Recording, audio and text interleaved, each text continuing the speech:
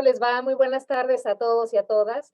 Sean muy bienvenidos y bienvenidas a esta conferencia número 7, Creatividad y Diseño Digital en los Procesos de Enseñanza-Aprendizaje, que estará a cargo de la maestra Jessica Acevedo Castaña. Dentro de este ciclo de conferencias, como nos platicaba nuestro director de comunicación institucional, maestro Carlos Valle Cabello, retos, innovación y transformación, la nueva realidad de la educación media superior.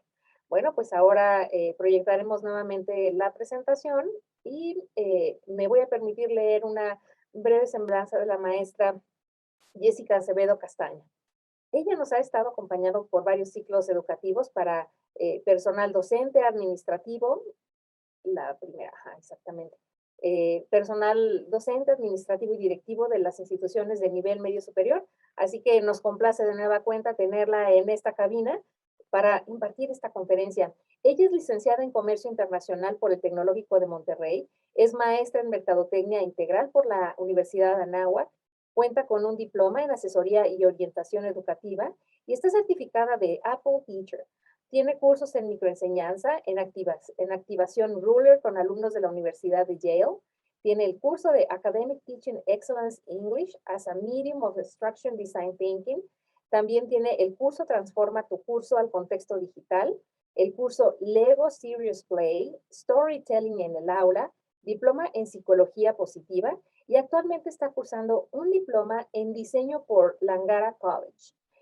Además cuenta con cursos que ha impartido sobre apps para la educación, docencia digital, herramientas tecnológicas para la educación y es maestra de la Universidad Iberoamericana Ciudad de México, la Universidad Anáhuac, la preparatoria del TEC de Monterrey.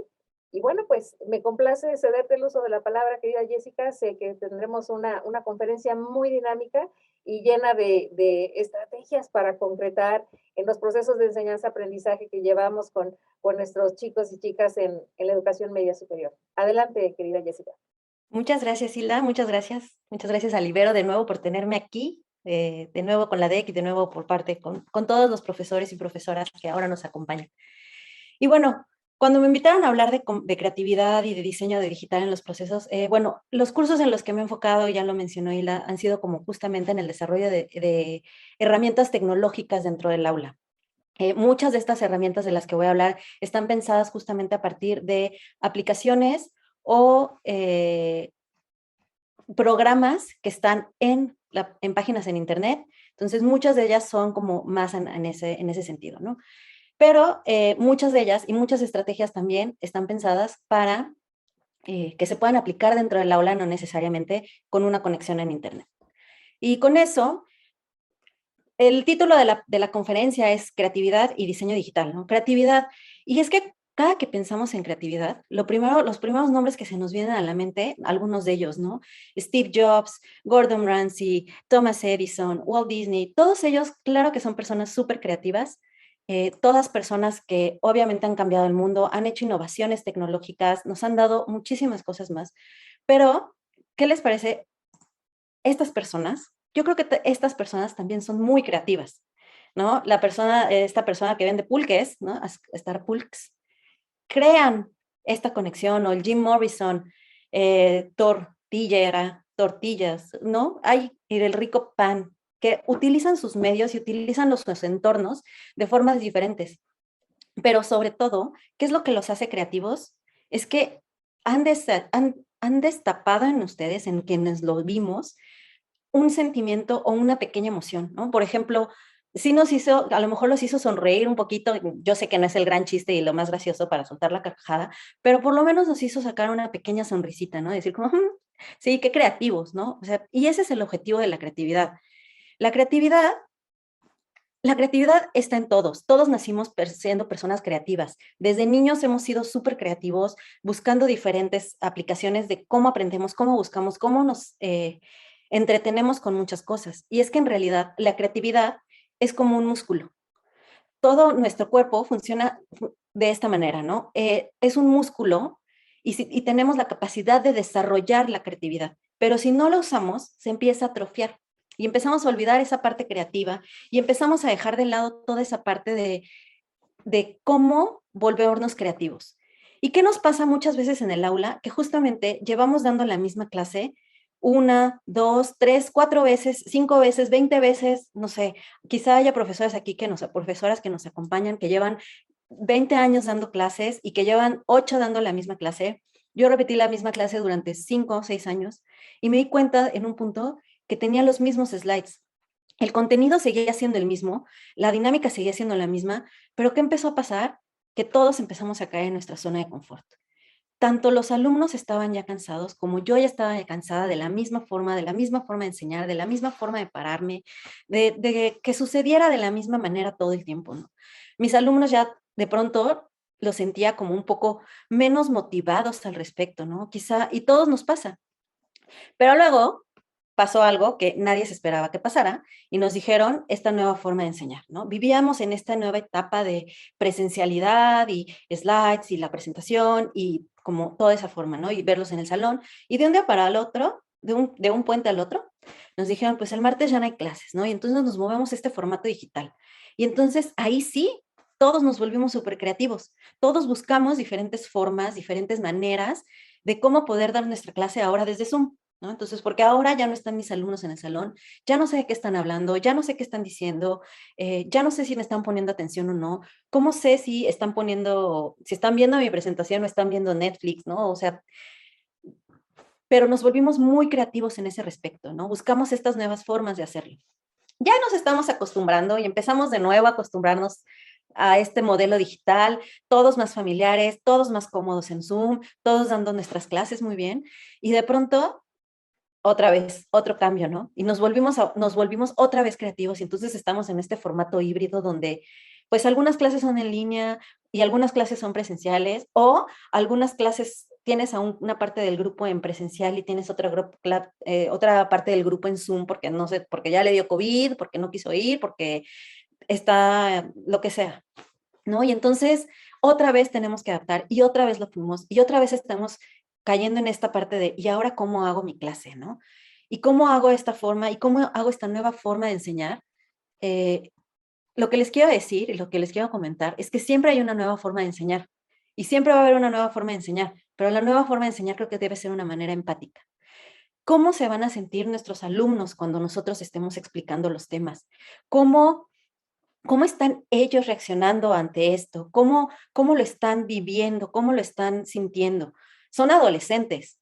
Y yo me acuerdo cuando fui adolescente, y yo creo que mi mamá me odió en esa etapa, y lo siento más si me estás viendo así, perdón, pero éramos personas bien diferentes. Y nos sentíamos, y parte de lo que sienten los chicos es que no nos escuchan, que no tenemos este espacio para hablar.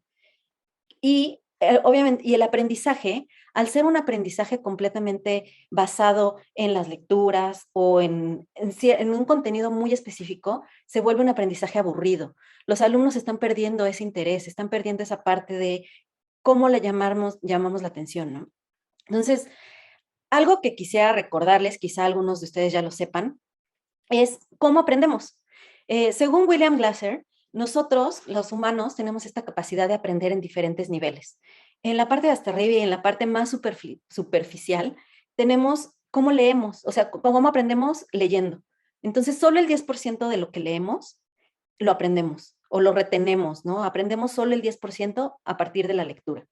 Entonces, si dejamos lecturas, pues la probabilidad es que los alumnos no lo tengan 100% claro, no lo tengan comprendido y entonces el desempeño en los exámenes después viene mal, ¿no?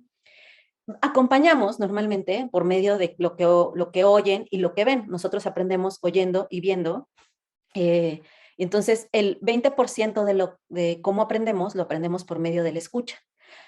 El otro 30% lo aprendemos por medio de lo que vemos. Entonces, un 50% es de lo que vemos y escuchamos, lo que oímos. Entonces, el salón de clase, pues realmente lleva la mitad de lo que realmente estamos aprendiendo, poniéndonos en el lugar de los alumnos. Nos movemos más abajo y cuando empezamos a aprender un poco más, el 70% es cuando lo empezamos a discutir. Y no sé si seguramente lo han notado cuando sus alumnos empiezan con debates o empiezan con discusiones dentro del aula o incluso cuando nos empiezan a cuestionar a nosotros mismos como profesores, decimos, ellos empiezan a reaccionar, empiezan a ver más allá y entonces van obteniendo mayor conocimiento cada vez más, ¿no? Van obteniendo más allá de lo que realmente están viendo. Después viene como lo que probamos, que más bien es lo que experimentamos, ¿no? Un ejemplo súper claro es, yo puedo ver 45,500 videos de cómo hacer cerámica, pero yo jamás he tocado la cerámica. Y estoy segura que cuando toque la cerámica, pues no va a ser lo que yo estoy esperando, porque no lo sé hacer, porque aunque lo he leído, lo he visto, lo he escuchado, quizá lo haya discutido con algunas personas, de decir, bueno, si metes la mano así o pones la cerámica de una forma o de otra, no va a ser lo mismo a que cuando yo tenga las manos en la cerámica, ¿no? Cuando realmente lo hacemos y lo probamos, lo experimentamos, esa parte de tener las manos a la obra, es cuando realmente empezamos a aprender y llevamos ahí el 80% de lo que aprendemos. Y por último, al final, y el 90% del aprendizaje que nos llevamos es por medio de lo que enseñamos. Entonces, quizá al principio sus clases eran como no tan fluidas, porque quizá a lo mejor no estaban como 100% comprendiendo algunos temas, porque no sé si alguna vez les pasó, al menos a mí me pasó, mi jefe llegaba y me decía, ahora das esta nueva clase, y era aprenderlo todo, leerlo, escucharlo, verlo, pero hasta que lo enseñaba, realmente logré canalizarlo, comprenderlo y decir como, ahora sí ya lo puedo entender y ya lo puedo decir. Si nos ponemos en el lugar de los chicos y si nos ponemos en el lugar de nuestros estudiantes, ¿qué pasa? Justamente cuando ellos logran hacer presentaciones acerca de estos temas, es cuando más claros les queda, ¿no? Entonces, ¿cómo vamos a planear estas actividades considerando todos estos puntos? Ese es uno de los puntos más importantes, ¿no? Cuando ustedes planean sus actividades, estoy segura que siempre piensan en cómo vamos a cuáles son los objetivos que tenemos que entregar, ¿no? ¿Cuáles son las competencias o el conocimiento que se tienen que llevar? ¿Qué actividades me está pidiendo el colegio que tenga que hacer, ¿no? ¿Qué evidencias tengo que entregar de que se hizo, ¿no? O al final, ¿qué evaluación tengo que hacer para que se considere que el tema está siendo aprendido por los alumnos? Entonces, cuando hacemos este tipo de cosas, es muy bueno. Y llegamos a este diagnóstico y esta parte de cómo lo vemos. Después nos hacemos esta siguiente pregunta de, ¿qué tengo que hacer para lograrlo? ¿No? Entonces, ¿qué tengo que hacer si quiero dar un tema teórico? Pues entonces tengo que explicar el tema quizá, ¿no? ¿Qué tengo que hacer si quiero dar ciertas competencias? Pues a lo mejor es hacer cierta actividad o hacer ciertos ejercicios en clase o qué evaluación tengo que cumplir porque tienen que hacer en los de sexto semestre, ¿no? Tienen que hacer el Ceneval y entonces tienen que tener estos conocimientos para que cumplan con estos requisitos durante el Ceneval, ¿no? ¿Qué tendría que hacer para lograrlo? Y está todo muy bien. Sin embargo, creo que la pregunta fundamental y la pregunta es, ¿cómo se van a sentir al hacer la actividad? Cuando realmente nos sentamos a entender cómo van a hacer la actividad y cómo van a reaccionar o cómo creemos que van a reaccionar, yo he creído de muchas formas que van a reaccionar de una forma y a la mera hora no es de esa forma y es completamente diferente, pero bueno, cuando nos ponemos en ese pequeño lugar de cómo ellos lo están entendiendo, es cuando empiezan a hacer ese cambio, ¿no? Entonces, si sus alumnos creen que se van a reaccionar de esta forma y va a ser así como, ay, la maestra otra vez, no sé por qué, por qué tengo que escuchar otra vez esto que me está diciendo, o por qué tengo que volver a hacer esta actividad, por qué tengo que hacer un ensayo, o por qué tengo que hacer. Si creemos que esta es la respuesta, entonces creo que hay que ajustar nuestras estrategias a ese sentido, ¿no? A buscar cómo podemos hacer para que no sea esta su respuesta, sino que sea por lo menos un poco más neutra, ¿no? Que sea como, ya no digo que brinquen de emoción y que salgan aplaudiendo del salón, pero que por lo menos entiendan y que tengan esta iniciativa de hacer las actividades. Y por actividades no me refiero solamente a las tareas, sino también a todas estas actividades que nosotros dentro del aula hacemos, que son como el generar contenidos, el generar interacción con ellos, ya sea dentro o fuera del salón, el generar una evaluación y el generar actividades de aprendizaje, que esas sí son como las actividades de aprendizaje. Voy a revisar y aquí es donde voy a entrar un poco más a cada uno de las estrategias, de las herramientas para cada uno de estos puntos. Quizá algunas de estas herramientas ya las conozcan, quizá algunas sean nuevas para ustedes. Espero que muchas sean nuevas para ustedes para que ustedes los puedan ver y que puedan imaginar algunas ideas que las puedan aplicar en su aula al final. Eh, Cuando hablamos de los contenidos, a lo que me refiero con los contenidos, hay tres tipos de contenidos. ¿Cuáles son los contenidos que son respecto a los conceptuales, a los que ellos tienen que conocer, ¿no? Lo que tienen que saber? Normalmente estos son los contenidos teóricos. son un poco más pesados para ellos, son un poco, y es importante quizá porque tienen que entender qué es una mitocondria o que, no sé, que los faraones hicieron algo en el pasado, ¿no? O por qué la historia, por qué Napoleón decidió invadir, ¿no? No sé, o sea, hay ciertos temas que ustedes son expertos en sus materias, en sus salones de clases, y ustedes saben cuáles son justamente estos temas que tienen que saber. Pero también muchas veces hay contenidos que los alumnos necesitan saber hacer, entonces que tienen que aprender a hacer. Puede ser un ejemplo de ambos, por ejemplo, es, tienen que entender que cuál es el concepto de hipotenusa, pero después tienen que entender cómo a sacar la hipotenusa, ¿no? Entonces, cómo obtener eso es otra forma, y entonces puedo decirles la definición. Yo no puedo decirle definición de hipotenusa y no les esperen que la diga porque no soy malísima en matemáticas, ¿no? Pero si tienen la definición y lo tienen que explicar, pero después cómo lo tienen que aplicar. Muchas veces ellos se preguntan, bueno, ¿y para qué me va a servir esto en la vida? ¿No? Van a decir los profesores de mate así, sobre todo, ¿no? Que dicen que terminan muy frustrados porque dicen, ni llevo 30 años sin usar la chicharronera. Quizá, pero es que no hay que darnos cuenta que el conocimiento no es acerca de cómo usar la chicharronera, sino cómo pensar para usar la chicharronera, ¿no? Entonces, ese tipo de cosas. Y al final están los contenidos actitudinales del cómo necesitamos que sean nuestros alumnos o que desarrollen nuestros alumnos ciertas actitudes o habilidades, que sean, por ejemplo, más empáticos, que se comporten en situaciones más éticas o no necesariamente tienen que ser de esa forma, sino que sean como más empáticos o que sean, no sé, para los profes que dan derecho en sexto semestre, que sean como éticamente viables en sus conocimientos, ¿no? ¿Y cómo logramos dar estos contenidos? Bueno, hay diferentes maneras en las que podemos dar los contenidos. Podemos hacer presentaciones. Yo no estoy en contra de las presentaciones, yo sigo haciendo muchas presentaciones y tengo una presentación enfrente, ¿no? Sin embargo, creo que podemos mejorar nuestras presentaciones y hay otras opciones. Podemos hacer infografías, podemos hacer lecturas, podemos hacer gráficas, podemos hacer videos, podemos hacer esquemas, podemos hacer audios, podemos tener contenidos abiertos, ¿no?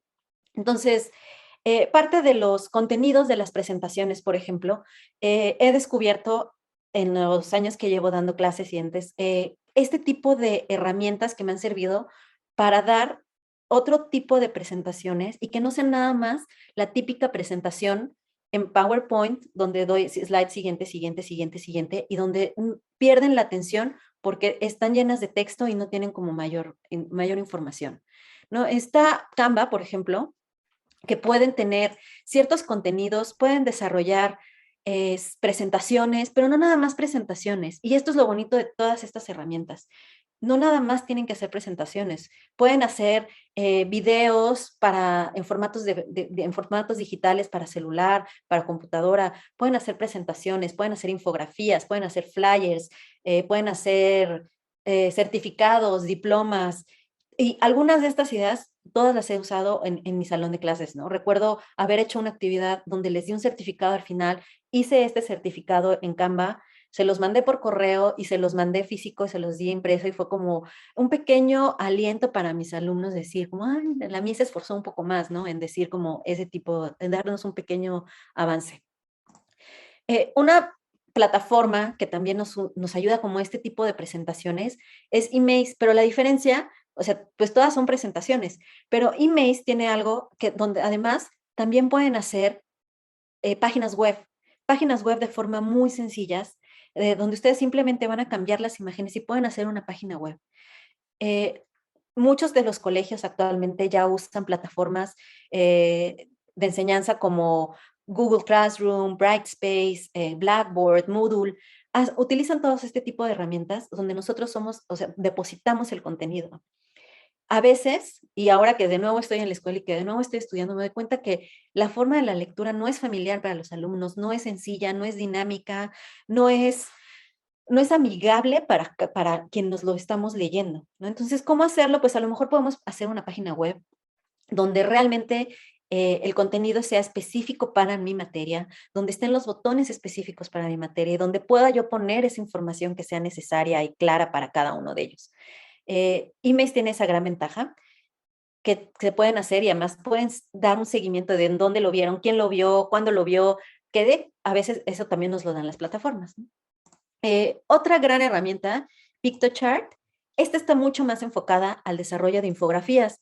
Yo soy fan de las infografías, a veces creo que soy medio mala haciendo las infografías, pero soy muy fan de las infografías porque logran dar el conocimiento de una forma muy sintetizada y muy sencilla de entender, ¿no? Entonces, hacer una infografía, quizá si para mí no es sencillo, es una gran herramienta para que los estudiantes puedan hacer esos contenidos. Uno de los grandes problemas que tienen los alumnos, las alumnas, es que no saben sintetizar la información. Les pedimos un resumen de 5 hojas y nos dan 4, ¿no? Entonces es como, pues, ¿dónde está el resumen? ¿No? Realmente no saben sintetizar la información. Al hacerlo de forma más visual y usar infografías, ellos realmente lo pueden usar.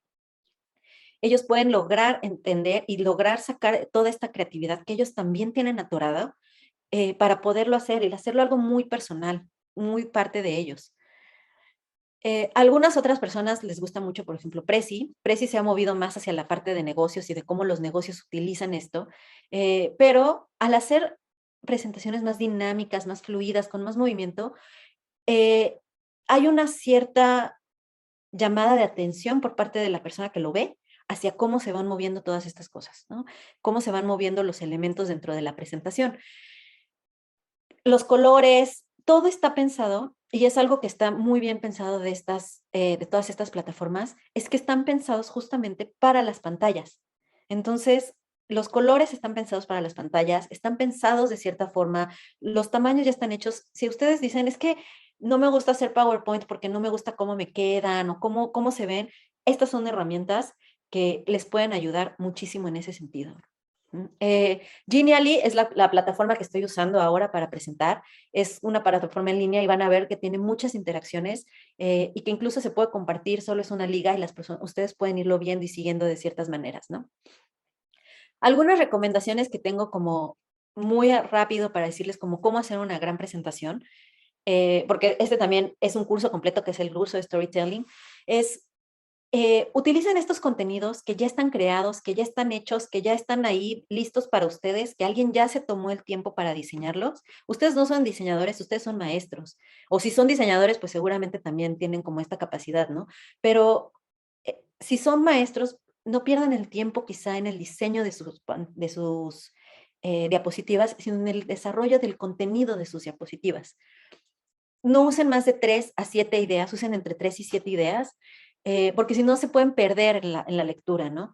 Mis alumnos, y ustedes seguramente los suyos también, cada que presentan slides de este tipo, ¿no? Y entonces todos sus compañeros están perdidos en el espacio, no entienden nada, no saben qué dijeron, y si les preguntamos algo de lo que les dijeron sus compañeros, no entendimos nada, hasta nosotros mismos es cansado leerlos, ¿no? Eh, Traten de usar el storytelling en los momentos en los que sean y en los que ustedes puedan usarlo.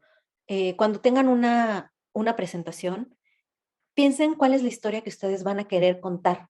Y es tal cual una historia como nos enseñaron a todos en las clases de español, ¿no? Tiene que tener una introducción, un clímax, un desarrollo y un final, un llamado a la acción, ¿no?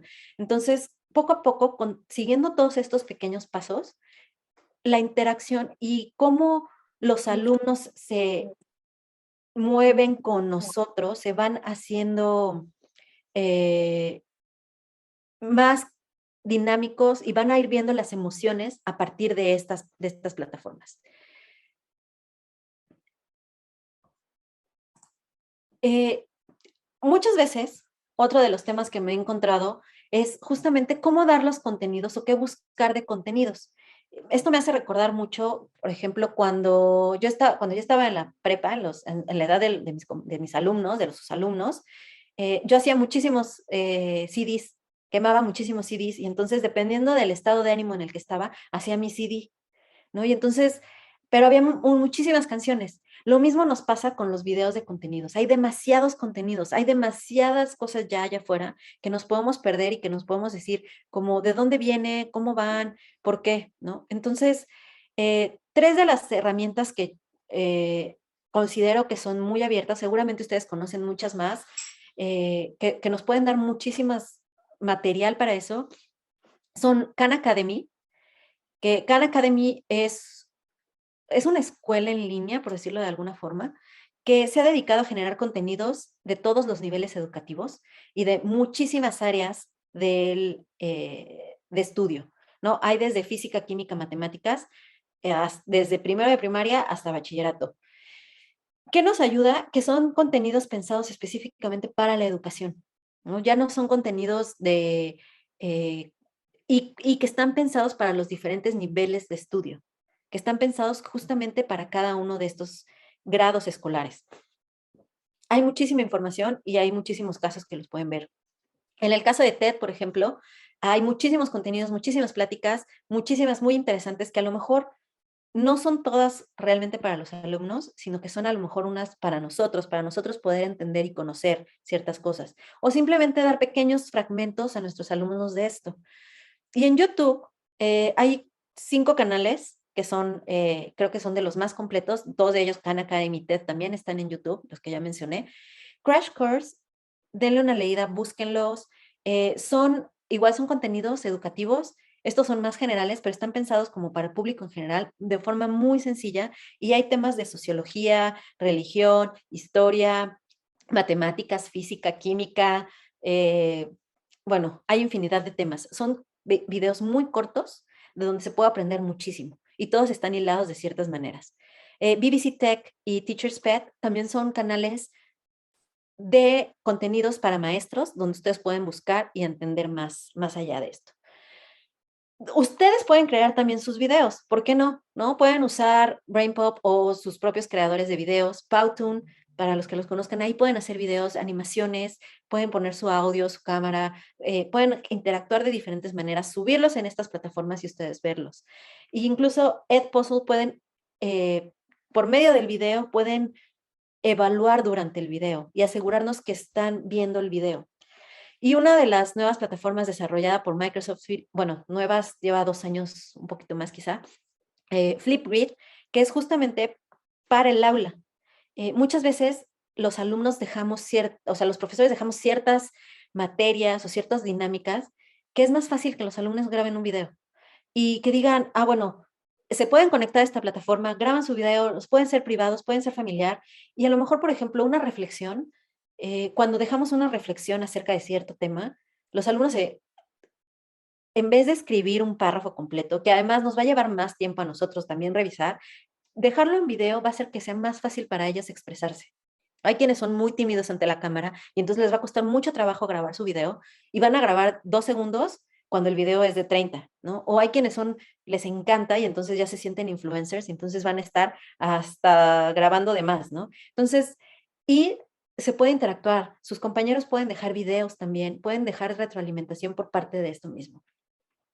Y una herramienta que todos los profesores usamos, que son los pizarrones, podemos movernos a pizarrones digitales que son colaborativos, que durante el momento donde estamos nosotros dando la clase, los alumnos pueden estar colaborando, pueden estar viendo, pueden hacer mapas mentales, pueden hacer diagramas, pueden hacer diferentes actividades de forma colaborativa. Cada uno, idealmente es que cada uno tenga su propio dispositivo y que lo puedan hacer y buscar la manera de trabajarlo. Esta es una actividad colaborativa, no nada más el decir yo hago una parte, tú haces otra parte y yo hago otra parte. No, por medio de pizarrones interactivos como Miro o Jamboard, que es de Google, todos los profes que tengan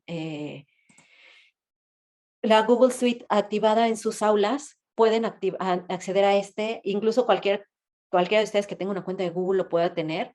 Y son colaborativos, pueden trabajar juntos, pueden hacer, ¿por qué no jugar un día Pictionary todos juntos acerca de los temas, ¿no? Alguien tiene que decir la palabra y lo tiene que dibujar, y como todos pueden ver el Jamboard al mismo tiempo, pues ¿por qué no ver qué está dibujando y a jugar un Jeopardy en clase, ¿no? Más adelante voy a hablar acerca justamente de los juegos en clase. Y algunos contenidos abiertos que les puedo recomendar. Bueno, antes de los contenidos abiertos, hay otro tipo de contenidos que ya son más avanzados, que son quizá para colegios que tengan un poco más de presupuesto, que pueden ser contenidos interactivos, pueden ser contenidos de realidad virtual, de realidad aumentada o incluso en el metaverso. El video que se está viendo, ese es un video del metaverso, de qué es lo que está sucediendo, qué es lo que estamos viendo. Es un espacio digital donde podemos diferentes personas colaborar estando en diferentes lugares al mismo tiempo, ¿no? Este es del espacio donde yo estoy actualmente tomando clases y que tiene este espacio que además las personas pueden ingresar, tienen micrófono, podemos hablar todos al mismo tiempo, podemos tener pláticas al mismo tiempo, podemos mostrar nuestro trabajo porque se puede proyectar al mismo tiempo. Eh, y tiene como estos pequeños salones, si lo vieron, entonces pueden tener estas pequeñas iteraciones entre ellos, ¿no? Entonces, hay un profesor del Tecnológico de Monterrey que ya hizo toda una clase de 5 semanas en un espacio virtual y funcionó. Los alumnos estaban interesados, estaban deseosos de entrar, de ver cómo, de compartir, y porque muchas de las empresas y muchos de los espacios y muchos de los chicos ya viven en estos espacios del metaverso, ¿no? Que están viviendo y que están mucho tiempo en este tipo de realidades. Si, la, si no tienen el acceso a una plataforma así, hay plataformas abiertas donde ustedes lo podrían crear, donde ustedes pueden crear este tipo de plataformas, invitar a sus alumnos. Pero en el caso de que no, Google ha desarrollado diferentes ideas de realidad virtual y de realidad virtual y de realidad aumentada, como Google Arts Project. Google Arts es Google se asoció con muchos museos del mundo para poder llevar el contenido de los museos a todas partes. Y entonces ustedes pueden hacer un recorrido muy completo del Museo del Louvre, por ejemplo, o del Museo de Orsay, ese estoy segura que está, ¿no? Y entonces hacen un análisis de las obras y no necesariamente esto tiene que ser para los profesores de arte, de artes plásticas o de historia, ¿no? O de geografía, quizá que digan como nada más estos temas. Quizá una visita al museo le puede enseñar a los alumnos cómo la secuencia Fibonacci, y los profes de máster lo van a entender, que cómo está presente en todo el tiempo en el arte, en la naturaleza y en diferentes espacios, ¿no? Cómo por medio, por ejemplo, a lo mejor un profesor de dibujo pudiera entrar en este espacio virtual, en este espacio, en esta realidad virtual que tiene en Google Arts Project, de cómo los espacios se pueden mover, cómo se pueden, el desarrollo de la figura humana, el desarrollo de proporciones, medidas. Y este, por ejemplo, yo lo estoy moviendo, si lo están viendo, lo pueden ver, lo pueden disfrutar en un espacio 360. Esta es la realidad virtual, ¿no? Cómo lo vemos en diferentes espacios, en diferentes tiempos, en diferentes momentos. Y la realidad aumentada va un poco más allá, va en un espacio, cuando lo llevamos a un espacio físico y lo interactuamos con un espacio digital, ¿no? Entonces, por ejemplo, Pokémon Go, si alguien está familiarizado con eso, ese es un espacio virtual, una realidad aumentada. Google también tiene esta gran parte, es abierto para los que tengan una cuenta de Google, tiene Google Expeditions, que nos hace llevar, cómo funciona, es que Google ha hecho diferentes historias, por decirlo de alguna forma, en diferentes lugares, en diferentes sitios, donde cuentan esta historia, una narración acerca de algo que se está viendo, y ustedes pueden entrar y ver un recorrido 360 en diferentes momentos.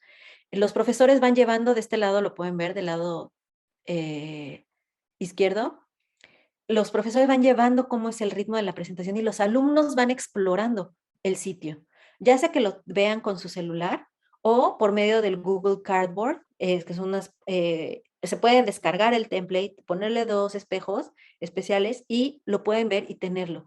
Yo usé un Google Cardboard era una clase del desarrollo social, y entonces logré ver y llevar a mis alumnos a cómo viven comunidades de diferentes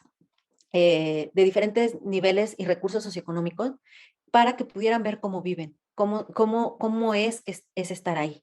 Entonces, es acercarlos un poco más a lo que está y llevarlos un poco más allá, ¿no? Y bueno, por último hay otro que, este ya es un programa especial que actualmente, por ejemplo, hay una investigación que está desarrollando justo la Angara College acerca de cómo los estudiantes de antropología, arqueología, perdón, no antropología, arqueología, están perdiendo el interés porque realmente no pueden ir a las excavaciones, ya sea porque están lejos o porque por COVID no se pueden entrar a las excavaciones. Entonces, por medio de este dispositivo, es un Oculus, pueden estar tan cerca como si estuvieran dentro de una plataforma, de una realidad virtual. ¿no? Y pueden integrarse, ver, y por ejemplo, o sea, se ve como, por ejemplo, la niña cómo se está moviendo. Lo que él está viendo es la pantalla, cómo él está dentro del videojuego, él lo ve con el visor y cómo interactúa es realmente cómo se interactúa en el mundo real. Si alguna vez tienen la oportunidad de conocer a alguno, es una experiencia bastante interesante. Eh, no sabes dónde estás porque esto es un espacio 360 completamente diferente a lo que normalmente estás acostumbrado. Pero puede haber muchas maneras de hacer ciertas actividades en este sentido.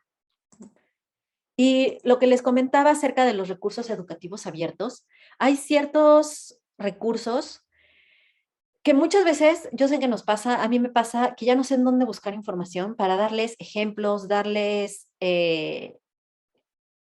actividades, darles explicaciones que de pronto ya no sabemos dónde encontrar. Y este es un gran ejemplo, ¿no? Los recursos educativos abiertos como Temoa, Agregados, Merlot, OER Commons, Academic Earth y el OCW del MIT. ¿No? Todos son recursos abiertos, ustedes pueden entrar, pueden revisarlos, quizá algunos contenidos sean como más privados, pero hay de todo, ¿no? Hay cultura, educación, deporte, educación de adultos, y bueno, todo lo del MIT que es más enfocado justamente a matemáticas, física y ciencias aplicadas, ¿no? Si ustedes de pronto tienen como este tema de dónde lo encuentro, cómo lo hago, este es un buen momento, o sea, estas son algunas de las plataformas que pueden ustedes obtener, ¿no? Regresando al tema de la interacción con los alumnos. La interacción de los alumnos no solo se da actualmente, ya no solo se da dentro del salón de clases. Cuando yo estudiaba en la primaria, la secundaria y la prepa, pues yo salía del salón de clases y me iba a mi casa y estaba en mi casa y ya. Y si yo tenía una duda, pues era preguntarle al profesor hasta el día siguiente. Y seguramente muchos de ustedes también vivieron esta parte, ¿no? Pero ahora, como en el mundo digital en donde vivimos, la verdad es que la interacción se ha vuelto mucho más eh, cercana y mucho más continua, ¿no? Y hay un montón de ideas que ustedes pueden ver. Algo que les voy a recomendar es pónganse tiempos y pónganse horarios para ver con sus alumnos, porque también los alumnos de pronto ya abusan de los... Dime que tus alumnos son intensos sin decirme que tus alumnos son intensos. Yo empiezo, este alumno me mandó mensaje al Xbox para preguntarme, hola profe, hola, oiga, ya tiene mi calificación, todavía no, como en una media hora saco los promedios y se los mando, va, gracias, 93 dólares, 77 final, final del cuatri, sí, va profe, gracias. Justo cuando estaba jugando en el Xbox, me mandó mensaje de profe, ¿a qué hora las calificaciones? Y pues a sacarla para que deje de molestar y pues ahí está. Pero hasta en el Xbox te atacan los alumnos. Yo no sé si sus alumnos sean así de, también de intensos, pero pasa, ¿no? O sea, si les dicen que van a contestar por correo, les mandan correo a las 3 de la mañana con una duda de la tarea que se entrega ese día y luego a las 7 de la mañana están de, profe, es que no contestó mi correo. ¿Qué correo? Perdón, ¿no? No lo vi. Pues es que te lo mandé a las 3. Bueno, pues que a las 3 estaba dormido, ¿no? Entonces, de pronto olvidan como esa pequeña parte y están esperando como que tengamos esta respuesta inmediata. Entonces, avisen a los alumnos, den un plazo para contestar entre 24 y 48 horas, porque a lo mejor también algo que quizá a veces no ven los alumnos es que tenemos muchos alumnos, ¿no? Y no nada más es el único grupo. Hay profesores que llegamos a tener, yo he llegado a tener 150 alumnos en un solo semestre, ¿no? Y entonces pues si no me dicen qué grupo, qué materia, o que esperan que sepa toda la información, no es tan sencillo. Los anuncios en la plataforma, si tienen alguna de las plataformas educativas que ya les brinda el colegio, pueden funcionar muy bien. Denle los mismos plazos y revísenla constantemente. O si no, ustedes pueden crear una cuenta en Showbie, que es esta, o Nearpod, que son tipos de plataformas educativas donde ustedes pueden subir los contenidos, comunicarse con los alumnos y tener esta interacción con ellos. Otro es la mensajería instantánea, que bueno, hay muchas escuelas que no permiten que los alumnos tengan los números telefónicos de los profesores. Hay muchos colegios que sí. Esto dependerá de la política completamente de su colegio, de su escuela, y dependerá de eso. Pero en el caso de que no tengan este acceso, pueden ver Remind o Slack. Son plataformas creadas específicamente para la gestión de equipos, sobre todo Remind es para la creación en educación, Slack fue creada más para la plataforma de equipos de trabajo, pero Remind no hay números telefónicos, hay correos, pero no son visibles. Y entonces ustedes pueden tener esta comunicación con sus alumnos. Es una aplicación en el celular, pueden tener la aplicación de escritorio, entonces pueden estar conectados todo el tiempo y sus alumnos les pueden escribir. Incluso en Remind los papás pueden estar, porque algo que estamos dejando muchas veces ya de lado porque creemos que ya son grandes es porque los papás ya no están involucrados, ¿no? Y entonces mantener esta interacción con ellos. Y bueno, las sesiones sincrónicas, todavía tener sesiones sincrónicas con ellos es como dar asesoría, ¿no? ¿En qué momento vamos a tener una asesoría con nuestros alumnos, con nuestras alumnas? Pueden ser sesiones presenciales y ya estamos de vuelta con 100% en el colegio, o si no queremos, porque tenemos que hacer algo más, podemos tener diferentes sesiones, ya sea en Zoom, como si ya lo tienen, o pueden ser en sus plataformas en Teams, en Google. Y hay una nueva plataforma, bueno, no está nueva, nueva en el tema de educación, Discord, que nos ayuda a tener una comunicación, pero lo más increíble de esto, fue creada para gamers, ¿no? Para personas que se vivían en los videojuegos, entonces todos pueden abrir micrófono al mismo tiempo, todos pueden interactuar al mismo tiempo y todos pueden compartir pantalla al mismo tiempo, que esa es una de las cosas que de pronto se volvía muy lento cuando dábamos clases en Zoom, ¿no? Tenemos que ver uno por uno de las pantallas, te toca compartir, te toca compartir, te toca compartir. Discord nos da esta facilidad, Discord nos da este tiempo de poder estar ahí. Y en este caso, a diferencia de Zoom, tú no puedes entrar a un lugar si no tienes la invitación. Son servidores, les llaman servidores.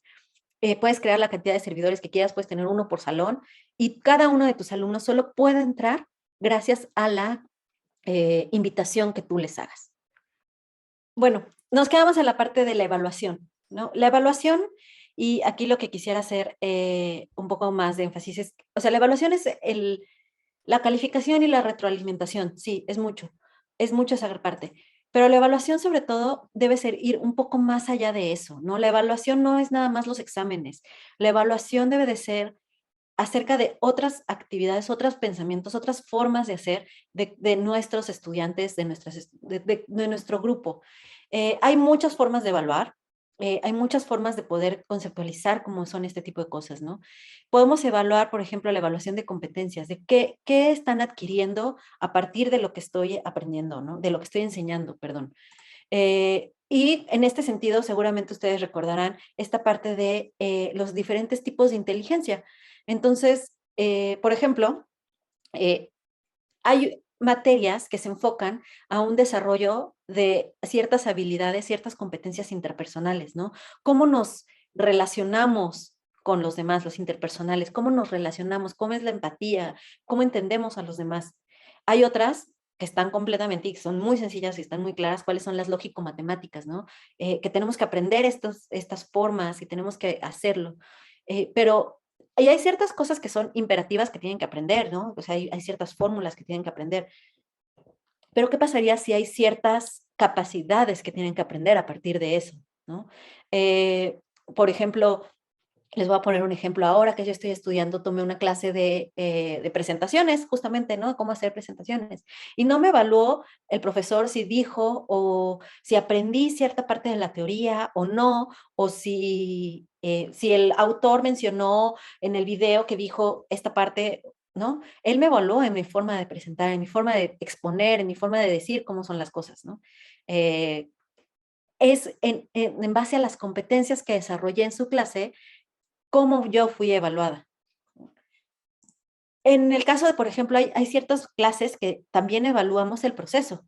De nuevo, en un ejemplo en el que yo estoy ahora, podemos entregar, estoy en el proceso de diseño. Puede estar increíble, el producto final puede ser maravilloso, pero si el proceso quizá no es muy ordenado o quizá no es el correcto, el proceso no debería ser excluido del momento de la evaluación, ¿no? Entonces, a lo mejor aquí pueden hacer rúbricas donde sea claro y donde a los alumnos les quede claro. Mientras más rúbricas se hagan, es más fácil que los alumnos obtengan mayores calificaciones y sean mejores calificaciones, ¿no? Porque siguen los lineamientos. Mientras más derechos, más estrictos, no estrictos, más claros sean al momento de evaluar y de solicitar lo que es lo que van a hacer, es más fácil que los alumnos obtengan los mejores resultados. hay muchas materias que pueden usar laboratorios virtuales. Laboratorios virtuales, aquí yo quiero, hay laboratorios virtuales de física, química, matemáticas y de otros tipos de laboratorios como laboratorios de coding, de codificación, de diseño, de diferentes habilidades, ¿no? Hay diferentes formas de evaluarlo. Trabajos colaborativos en línea. Lo que les comentaba hace ratito, la colaboración no es yo hago esta parte y tú haces esta otra.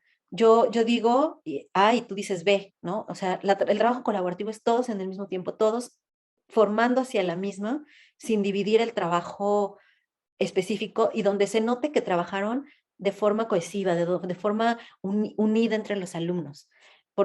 Me ha tocado ver muchísimos proyectos y ustedes seguramente también que incluso ni siquiera le cambian el formato, ¿no? O sea, entregan con el copy-paste de uno, del otro y del que sigue, y entonces se ve tal cual quién hizo una parte, quién hizo otra parte y quién hizo otra parte.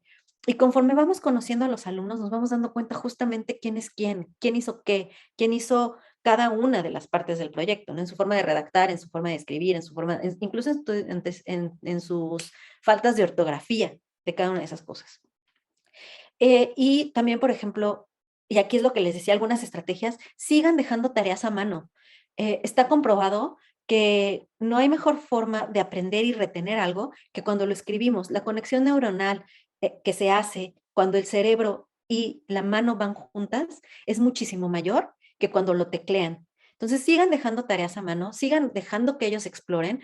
Y me voy a regresar a los laboratorios, porque los laboratorios no necesariamente pueden ser virtuales. Los laboratorios, y aquí los profes de química, que seguro les aplaudo, en los de física, que lograron dar clases de laboratorio de forma remota, haciendo que los alumnos, las alumnas también tuvieran los medios para hacer estos experimentos, ¿no? Cómo hacer una combinación química con ácidos y, ¿no? Y cómo funcionan y cómo lo vemos, entonces con química en el hogar, ¿no? O sea, cómo lo vamos viendo desde esa manera. ¿Y qué es lo que pasa cuando dejamos también trabajos colaboratorios a mano? Que los alumnos también exploran su creatividad, que vuelvo al punto que decíamos al inicio, ¿no? Los alumnos también están cansados de que ellos no se pueden expresar, de que dejan un proyecto, dejamos un proyecto y todos tienen el mismo proyecto porque es la definición, pero es un proyecto en PowerPoint o es un proyecto en Word donde solo escriben y realmente no tienen y no sienten esta necesidad, no tienen esta capacidad de hacerlo. Una de las tareas que yo les dejaba a mis alumnos en business, el Business Model Canva, para los que lo conozcan, ¿no?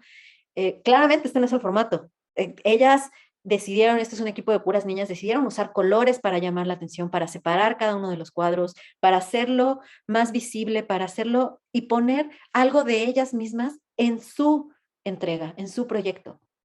Hay quienes claramente, los equipos a veces los niños, los equipos de puros varones, no son tan creativos o no son tan artísticos quizá y no usan tantos colores y entregan como pueden. Pero cuando yo les pregunté acerca de su proyecto, lograban entender y lograron comprender cuál es el orden de cada una de ellas, porque había una que estaba escribiendo y había otra que le estaba dictando, mientras las otras dos estaban sacando la información de qué se referían cada una, ¿no? Entonces, ellas lograron comprender y todos ellos lograron comprender de forma muy diferente cómo hacer las tareas, cómo hacer el Canvas al hacerlo a mano, ¿no? Se llevaron otra experiencia.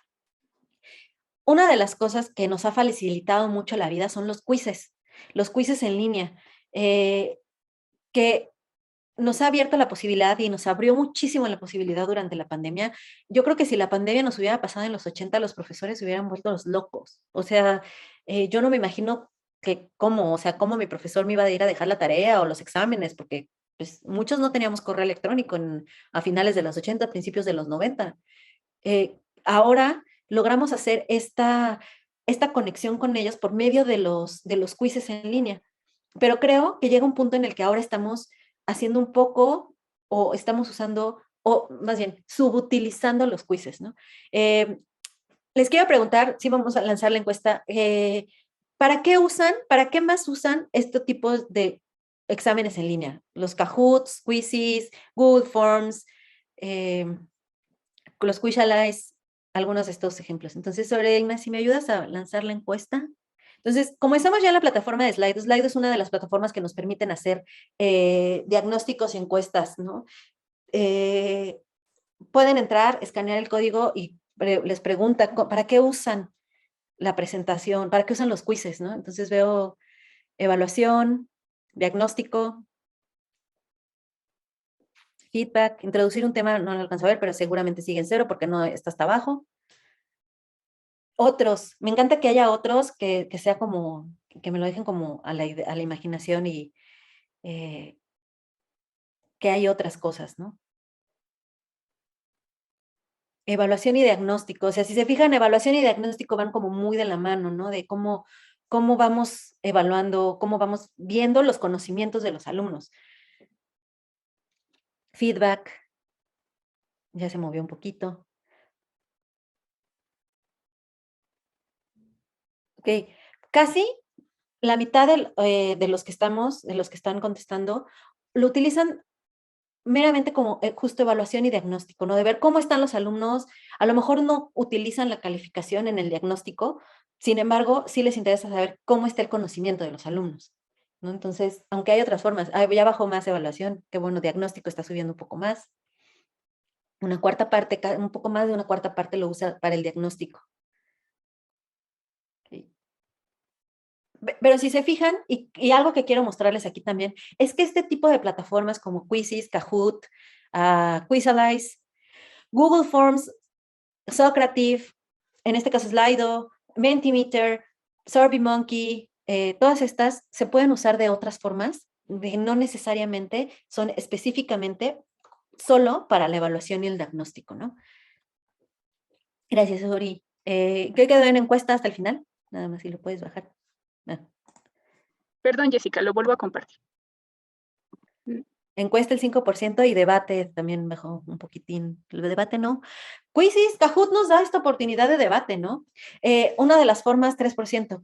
Una de las formas que quizá lo pudiéramos hacer y que quizá a lo mejor no estaban. ¿Qué tal?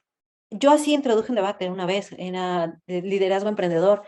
Lancé un debate, lancé tal cual un debate y los chicos tenían que escoger. Y así se dividieron los equipos, ¿no? O sea, todos los que votaron por uno se fueron de un lado, todos los que votaron por el otro se fueron del otro lado. Los ayuda también, por ejemplo, este tipo de actividades, cómo los alumnos lo pueden ir haciendo de ellos mismos. Evaluación y diagnóstico 17. Recreación 13%, qué bueno. Introducir un tema el 12, feedback 10, encuesta 7 y debate 3. Kahoot, que muchos de ustedes ya lo conocen, desventaja que ya lo hicieron mucho, ya le quitaron mucho de las opciones, ya las hicieron de paga, ¿no? Entonces ya no puedes funcionar de esa forma. Pero Quizzes sí lo dejaron de esa forma, ¿no? O sea, Quizzes todavía es abierto, Quizzes tiene muchas interacciones, denle una revisada a Quizzes si no lo conocen. Tiene estas opciones de opción múltiple, de debate, encuesta, y entonces pueden hacerlo de muchas maneras y no usarlo solo para eso que fue creado, ¿no? O sea, piensen de qué manera quizá ustedes puedan, con todo lo que ustedes saben, porque ustedes son los expertos en su materia, yo no soy la experta en su materia, ¿cómo pueden ustedes aplicar estas herramientas, ¿no? Por último, el último tema que nos falta son las actividades de aprendizaje, ¿no? Estas actividades de qué van a hacer los alumnos, qué les voy a dejar. ¿Qué es importante de las actividades? Sean súper claros en los objetivos, en las instrucciones. Yo sé que son claros, yo lo sé, me ha pasado.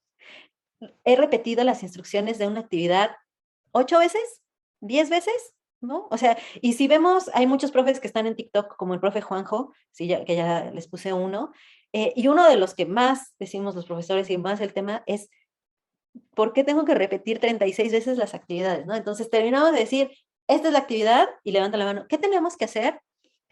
Esto. Y levanta la mano. Pero ¿cómo lo tenemos que entregar? ¿No? Entonces traten de decir las instrucciones y los objetivos lo más claro posible. Incluso hagan un backup en la plataforma, muéstrenlo en el pizarrón mientras tanto, ¿no? O sea, tengan estas dos opciones de donde ellos puedan encontrar la información. Establezcan cuál va a ser la modalidad de la actividad, si va a ser presencial, si va a ser digital, se va a entregar a mano, se va a entregar a computadora, si pueden subir una foto, si van a entregar un baile, ¿no? Y si no tenemos una modalidad concreta, díganlo, hagan de forma creativa, ¿no? ¿Qué pasa? Justamente yo les pedí una actividad acerca de, estaba evaluando dos cosas al mismo tiempo, su creatividad y el portafolio final de CAS, cuando di la materia de CAS, la reflexión final. Entonces dije, ¿por qué dejarlos, limitarlos a que me hagan un documento?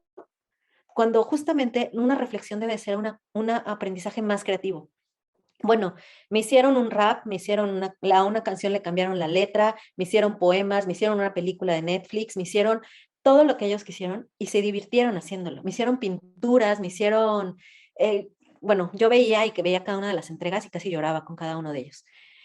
Definan el tiempo, van a ser durante la hora de clase, van a tener 3 días, 5 días, 4 días, 2 semanas, el tiempo es importante.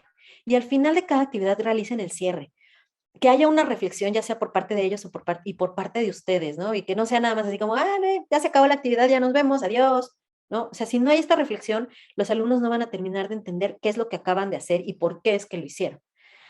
Una de las cosas más importantes de las actividades es que se genera un ambiente dinámico donde las personas se desafíen de manera constante. Las aulas tienen que ser un desafío constante para las personas, para ellos y para nosotros. Para nosotros ya lo es. El pararnos cada día frente al salón es un desafío constante, ¿no? Desde que nos desvelamos, quizá calificando la noche anterior, que tuvimos una mala noche porque nuestros hijos, porque lo que sea, nos pasó alrededor. Ese es nuestro desafío, pero ellos también se desafían, ¿no? Nosotros, y yo sé que ustedes están aquí hoy porque justamente se están desafiando a ustedes mismos, porque ustedes quieren romper esto y salirse del esquema y decir, ¿cómo voy a hacer que mi clase sea aún mejor? Porque estoy segura que sus clases son muy buenas. ¿Cómo van a ser mejores? ¿No? Entonces, pero ¿cómo hacemos que ellos se desafíen? Una de las formas más sencillas de desafiar a las personas en general y de generarles mucho interés es por medio del juego. El juego no está peleado con las aulas, el juego no está peleado con cada una, con el aprendizaje, al contrario. Desde que somos pequeños, las personas aprendemos jugando. Yo lo veo con mi hijo, tiene 4 años, y él juega a poner los bloques y entonces aprende que tiene que poner los bloques de cierta manera. Si se cae porque está jugando, aprende que no tiene que jugar de esa manera porque porque se cae y se puede pegar, se puede lastimar. Y entonces, aquí viene uno de los temas más grandes que se puede ir a otra conferencia o hasta un curso completo de días, que es la ludificación en el aula, ¿no? ¿Qué pasa en la ludificación en el aula? Justamente es cómo hacer más entretenida, más divertida la clase. No quiero ser entretenida porque entretenida me suena que me voy a parar enfrente y me voy a parar de cabeza, pero que sea por medio de juegos, que sea más lúdica el aula. Todos estamos envueltos en esta gamificación, en esta ludificación de las cosas. Voy a empezar con los juegos serios y después me regreso a la gamificación.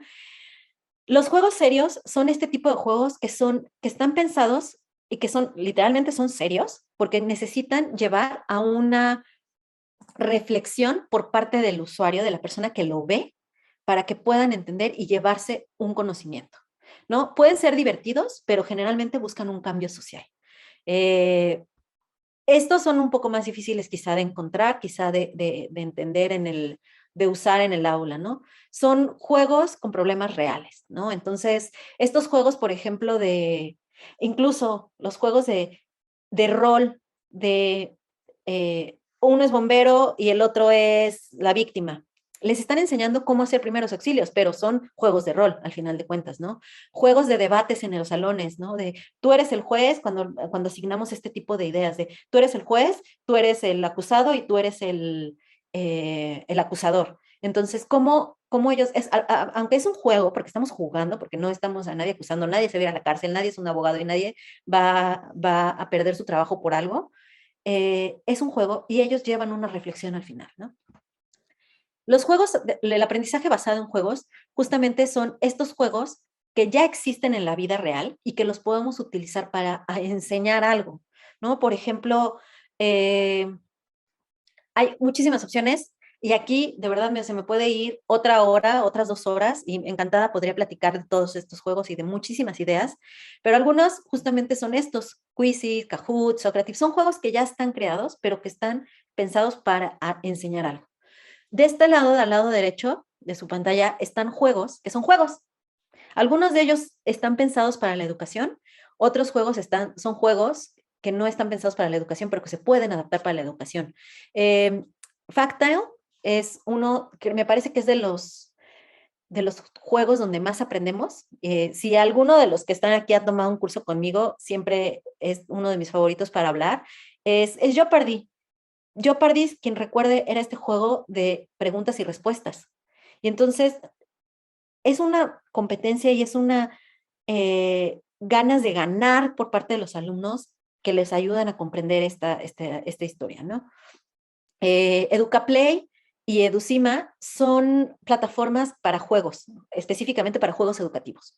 Breakout Edu son juegos de escape rooms, los juegos de escape, los juegos de pistas, si los conocen, que están enfocados también en la educación. Entonces pueden crear, por ejemplo, un cuarto que a partir de que tienen que resolver ciertos problemas matemáticos, van a escapar de ese cuarto, ¿no? Y entonces pueden buscar como ese tipo de plataformas. Flippity también son juegos educativos para el aula. Y Heads Up y Stop Pots son juegos para la mesa, juegos que si no tienen nada que hacer un día y quieren hacer algo con su familia, se los recomiendo. Heads Up es papelitos. O sea, ¿se acuerdan cuando jugaban papelitos de que se ponían el nombre del personaje aquí en la frente y tenían que decir quién era quién? Y ustedes no, pero no podían decir el nombre. Eso es Heads Up, ¿no? Y entonces, ¿por qué no aplicarlo en el aula? ¿Por qué no decir con los términos? Quien lee el término, el significado, tiene que entender qué es esa palabra, recordar y explicar qué es a la persona que lo está escuchando, que lo está viendo. La persona que está escuchando, aparte que tiene que tratar de entender 16 personas a la vez gritándole, o 30, me ha pasado, tiene que escuchar una definición, retener la información y convertirla en la palabra. Heads Up es una aplicación en el teléfono celular, la pueden descargar y pueden crear sus propias plantillas, tal cual, como para que ustedes puedan crear los temas. Cuando tuve que hablar de sexualidad con los alumnos de primer semestre, que se las saben todas, ya, ¿no? Son como muy, muy abiertos en ese sentido, les decía como, con un Heads Up o con un Jeopardy logramos entender ese tipo de cosas. Y Stop Pots es basta. ¿Se acuerdan? Basta, basta, basta uno, basta dos, basta tres. Es un juego que pueden jugar en el salón de clases, todos tienen una hoja de papel, sáquenlo, si lo quieren hacer en digital, porque ese día les tocó clase virtual, pueden jugarlo, pueden crear sus categorías y entonces ustedes pueden crear cada una de estas cosas. Y la gamificación. La gamification o la gamificación o ludificación también es el nombre correcto, se refiere a desarrollar todos estos entornos y aplicar juegos o comportamientos que sean similares a los juegos, ¿no? Y entonces se llevan cierto aprendizaje a partir de este juego. Este tipo de juegos, les voy a poner un ejemplo y van a decir si no están jugando ustedes. Lo vivimos todos y cada uno de los días, ¿no? Y entonces, no tiene que ser Pokémon Go, que tienes que coleccionar 25,432 Pokémones y caminar por la ciudad para ir. Pero, ¿qué pasó cuando ustedes sacaron su tarjeta de crédito y que les dijeron, esta tarjeta de crédito te da ciertos puntos, te da ciertas características, pero si te llevas esta otra, vas a tener tantos puntos extras y entonces vas a poder juntar puntos y con esos puntos te vas a poder comprar el tostador Non Plus Ultra. Y ahí vas y te llevas la tarjeta de puntos y juntas puntos y puntos y puntos porque quieres más puntos y entonces gastas más. Y entonces te gastaste 200,000 pesos para poder juntar 20 puntos para poderte comprar un tostador. Esa es la dinámica de la gamificación. Esa precisamente es el tenerte enganchado, obteniendo información, obteniendo algo para que puedas y sigas manteniéndote en ese sentido, ¿no?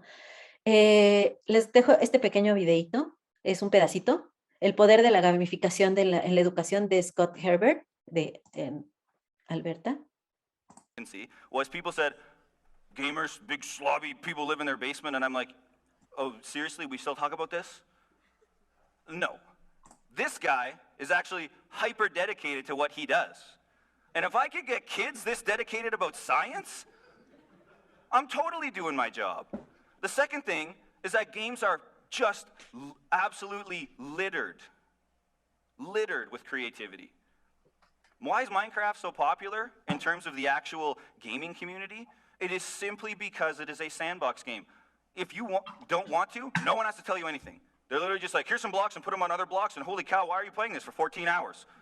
But they will. Why? Because someone will come to this castle and go, oh my God, dude, that's amazing. And you're like, it is amazing. I am awesome.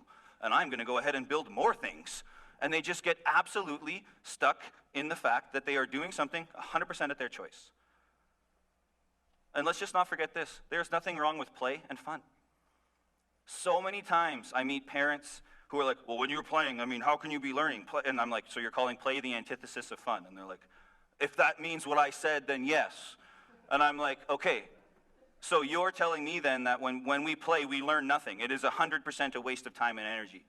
No, point proven. Animals play to teach themselves things like, hunting skills and survival skills and all that. We play for entertainment, but there's also these quick things that we gain with like reaction speeds and all these kinds of different things that actually can come through games.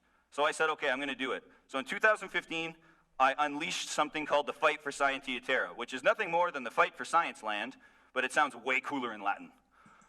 Okay, lo voy a dejar hasta aquí y creo que se llevan justamente esa parte tan importante, ¿no? O sea, los juegos están en todos lados y no están peleadas la educación con los juegos.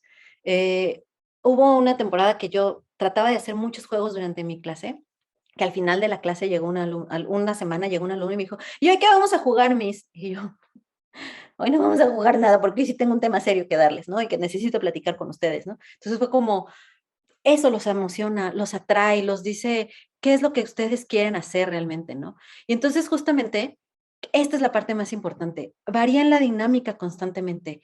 Los juegos no tienen que ser el mismo juego todo el tiempo, pueden hacer diferentes actividades durante diferentes formas, ¿no? Varíen dentro de la misma clase, incluso dentro de la misma hora de clase, o 2 horas, o lo que ustedes estén, por favor, los tiempos de exposición, ¿no? ¿Cuánto tiempo van a estar ustedes exponiendo? ¿Cuánto tiempo ustedes van a estar al frente del salón dando la información? ¿Cuánto tiempo van a dejar que sus alumnos estén trabajando por sí mismos, ¿no? O sea, que ellos estén haciendo el trabajo, que ellos hagan las cosas. ¿Cuánto tiempo van a dejar para las actividades colaborativas y las interactivas? ¿Y cuánto tiempo van a dejar para la presentación de los alumnos, ¿no? Entonces, varíen estos tiempos dentro del aula, dentro de la clase, dentro de todo el programa, dentro de todo el semestre. No todas las clases sean de trabajo supervisado, porque si no los alumnos se van a quejar que la maestra no nos da los temas y nos deja a nosotros hacer todo. Y están en bachillerato, no están en maestría o en doctorado, donde la investigación va por nuestra cuenta, ¿no? Jueguen con ellos, hagan las cosas que a ellos les pueden interesar y déjenlos presentar para que ellos adquieran el conocimiento de una forma más profunda. Con todo esto, lo que les quiero decir, creo que ustedes saben dar su clase, ustedes tienen esta idea familiar de cómo es dar su clase, ustedes saben cómo tienen que dar su clase, ustedes conocen los temas, ustedes conocen ahora estas herramientas y lo que les voy a decir es como, bueno, tienen esta idea que ya es familiar, tienen otra idea que también es familiar, ¿y qué pasa cuando se unen? Se genera una nueva idea. No tengan miedo a mezclar esas ideas, no tengan miedo a decir, pues voy a jugar basta con los nombres de filósofos, o voy a jugar stop, o voy a hacerles un rally en la escuela para que logren medir las distancias y los tiempos eficientes de algo, ¿no? O voy a enseñarles el volcán por medio no sé, de la química en el hogar. Hay muchas opciones que ustedes ya conocen, que ya las saben porque las han vivido, porque las han experimentado. Simplemente mézclenla con alguna de las otras ideas que ustedes ya tienen. Y por último, y para cerrar, les quiero dejar como con esta idea de hagan algo inesperado, de verdad, inesperado para ustedes, inesperado para ellos. Sobre todo, hagan algo que los saque de su zona de confort, tanto ustedes como a los alumnos. Hagan memes, ¿por qué no? A los chicos les encantan los memes. Si quieren ser el profe buena onda, pues pueden hacer cierto tipo de memes. Si no es una obligación hacerlos, ¿no? Pero hagan memes, comuníquense con ellos, cuenten chistes, cuenten anécdotas, cuenten historias personales, ya sean reales o inventadas. Hay quienes no les gusta y está bien, ¿no? Pueden inventarse las historias, pero si se las adjudican, genera más conexión que si los hacen solamente cuentan la historia de... No es lo mismo que yo les cuente el chiste de Pepito a que si les cuente el chiste de Pepito como si me hubiera pasado a mí. Piensen en los comediantes, en muchos de los estandoperos ahora. ¿Por qué son tan graciosos? Porque cuentan las historias personales. ¿no? Es como, es esta parte de, es gracioso porque es real, ¿no? Generen actividades fuera del aula, literalmente fuera del aula, durante el horario escolar, salgan del salón, vayan a caminar. ¿Qué tal que la clase se la dan caminando por todo el pasillo? No solo van a tratar de tener más interés los alumnos, sino que también van a estimular otras áreas del cerebro, que es caminar, que es moverse y que es estar en otras áreas, ¿no? Vayan a tomar el sol, salgan al calor, siéntense en el pasto, hagan yoga, hagan otro tipo de actividades, ¿no? Jueguen los juegos cambiando las reglas, también se vale. Hay ciertos juegos que a lo mejor dicen, bueno, esta regla no me funciona, entonces la voy a quitar, ¿no? Todos o muchos jugamos Monopoly y cuando jugamos Monopoly muchos tuvimos esta nueva regla de todo lo que se va guardando en el arca no se va al banco, sino se guarda al centro y entonces quien cae en una casilla se lleva todo. ¿Por qué no cambiar las reglas de esa forma? ¿Por qué no buscar otro tipo de juegos? ¿Por qué no buscar plataformas que sean diferentes y cambiamos las reglas del juego? Dejen que ellos lideren la clase, que ellos de pronto digan, ahora vamos a hacer esto. Siempre dentro de ciertas normativas, claro, ¿no? Porque si les damos demasiada libertad, a veces nos agarran el pie, ¿no? Como se dice. Y que ellos tengan esta parte de libertad y de libertad de expresión, sobre todo, ¿no? Y cambian los roles de vez en cuando. Déjenlos a ellos ser quienes decidan las reglas, quienes decidan el premio, quienes decidan qué es lo que se va a hacer para eso. Siempre hagan una reflexión después acerca de qué es lo que vivieron, de qué es lo que hicieron, de qué es toda esta parte que hicieron ya sea por una actividad o por un grupo de actividades o por todo el semestre al final. Van a ver que cambia muchísimo la relación cuando ustedes lo tienen. Y sobre todo, traten de generar una conexión con ellos. Entiéndanlos, conózcanlos. Pasan más tiempo, muchas veces pasamos tanto tiempo con ellos que sabemos qué les gusta, qué no les gusta, con quién andan, con quién no andan, quiénes son sus amigos, qué influencers siguen, qué videojuegos ven, qué no sé, qué series ven, qué serie está de moda, qué marca está de moda. Conózcanlos y generen una conexión con ellos para que su clase no solo sea más atractiva, sino que los atraiga más a todos sus alumnos. Mi querida Jessica, pues muchísimas gracias por esta ponencia interactiva, llena de contenidos muy, muy actuales para nuestra labor docente en el aula con nuestros chicos y chicas de educación media superior. Bueno, sin más ni más, nuevamente muchas gracias Jessica, muchas gracias al auditorio que el día de hoy nos ha acompañado. Nos vemos el próximo viernes y pues tengan una muy, muy linda noche todos y todas.